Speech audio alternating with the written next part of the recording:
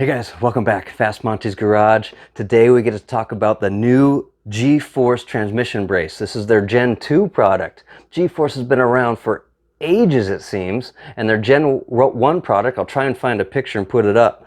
It was much beefier, weighs twice as much as this one, and this one is stronger. So I'm excited to try this out.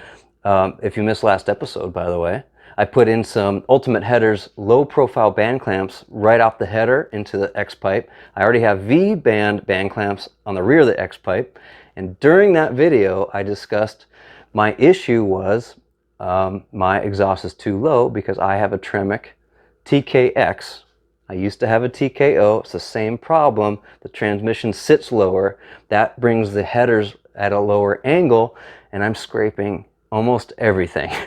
So I want to raise it back up, and in part of that process I wanted to find a brace that has some really nice clearance. This one does. So not only do we get to strengthen our rail to rail support on the frame, I get more leeway here for future projects, maybe upgrading to 3-inch exhaust. I need that room to do that. So I'm excited because the TKX has more room in the tunnel. I can push it up higher than the TKO. So this is going to be a pretty simple task to raise the transmission. The hard part is actually getting this to fit. I say that because these are built to GM spec for hole-to-hole spacing. The problem is our cars are 50 years old, and who knows what kind of abuse they've gone through. For example, I know my frame was put on the wrong type of lift one too many times, and the frame is bent in certain sections along the rail. Doesn't mean it's out of whack, but the holes are further apart than these spec holes.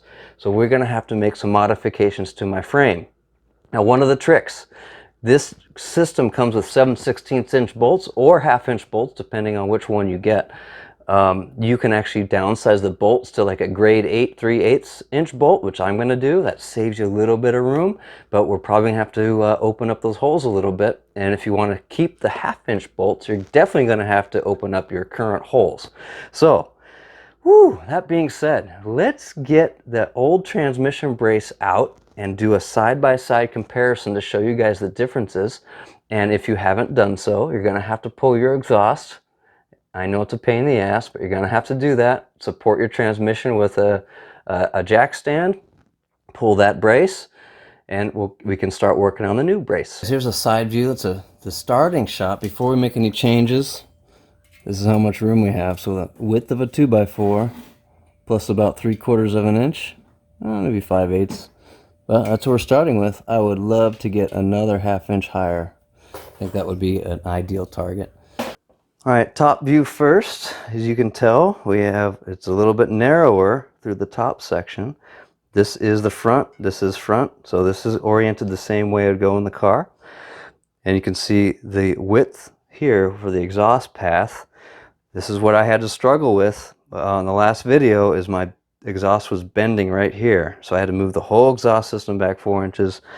This is also 4 inches or 3 inches back from this front of the transmission support. So hopefully, fingers crossed, we have room for our exhaust will still fit through here and then bend. So that aside, this is what it looks like, top view. Pretty straightforward, pretty clean. Let me show you the view from the exhaust side.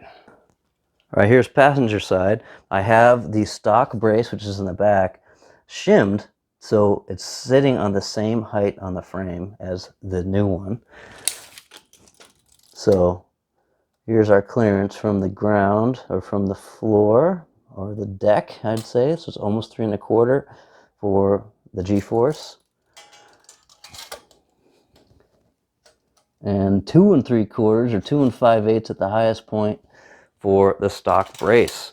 That may not seem like much, guys, but when your car's low like mine, every millimeter counts, or every fraction of an inch. So really looking forward to that. Let's jump to the driver's side. All right, driver's side. 3 inches, 3 1/16 maybe, 2 1/2. So there you have it. So here's what the holes look like, just for reference for you guys. I like how there's a slot. There's a slot on the other side as well. And you can tell my stock brace has seen better days. I had to modify it when I had to move the brace back for the Tremec.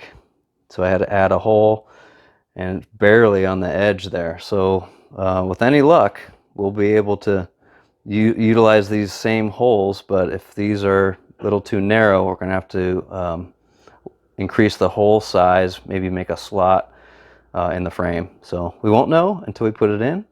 So let's go do that. Well, team, it looks like I might be in luck. Now, this is not perfectly straight up and down, obviously. This one I can move around.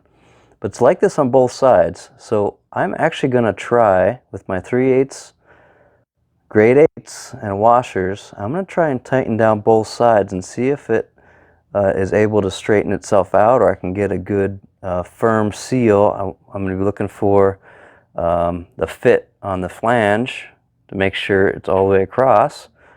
And man, I might be in luck without modifying anything, but this is exactly what I was talking about. If that doesn't work, I would just make this hole more of a slot with like a die grinder and a deburr or a burr tool, and just make that slotted so this goes straight up and down like this one. Like this one's like nice and free to move. So I'm gonna give that a shot. I'll let you know what happens.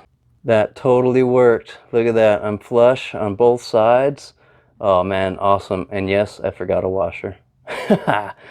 Not to worry, guys. I'll pull this bolt and add a washer, but I wanted to see if it lined itself up. Totally did. Now let's transition over to the transmission brace portion and lock this down. Here's the transmission mount. Here's where we need to go to. Yeah, that's like almost 2 fingers right there. Now I need to shim it. The cool thing is you can get these shims from GForce. Check that out. I actually don't think I have enough. So I have some shims that I made for the last transmission brace that I'll add in there and see if I can make up the difference. If not, I'll just order more. But that's what I have to contend with now, because this is where I want the transmission to be. I still have like 1/8 of an inch to the floorboards. And man, this is getting exciting. It's getting easier than I thought. I changed my mind. I totally forgot. I had this 3/8 inch bar stock laying around from that project where we did the tow hook. I'm gonna go ahead and make 2 shims out of this and then fill in the gap. And that's pretty easy. And then I can show you guys the only tool I have that's a professional shop tool.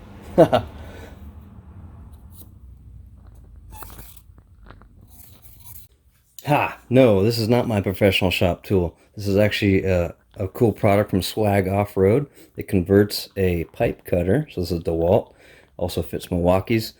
I'll leave a link below, but I love this thing. Hang it up on the wall when I'm done. 1 done. 2 done. Yep, this is the professional tool I was talking about. A drill press, and I finally get to use it again.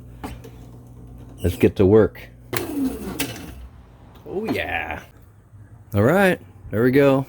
I got them both done. I'm gonna go ahead and test fit them, and assuming, of course, they're gonna work, right, guys? Deburr them, degrease them, prime them, and then put them in. Show you the end result here. There we go, primed and ready to go. So I'm gonna go ahead and throw them in the car. Probably have to add a couple more of the standard shims on top and see how it looks. Look at how many shims went in here. So all 4 of those aluminum shims, my 2 shims I just made, and I added washers in between. Oh my god, I should have made 3 of these. Crazy, but that's about max. There's only about 1/8 inch from the top of the transmission. What makes it difficult is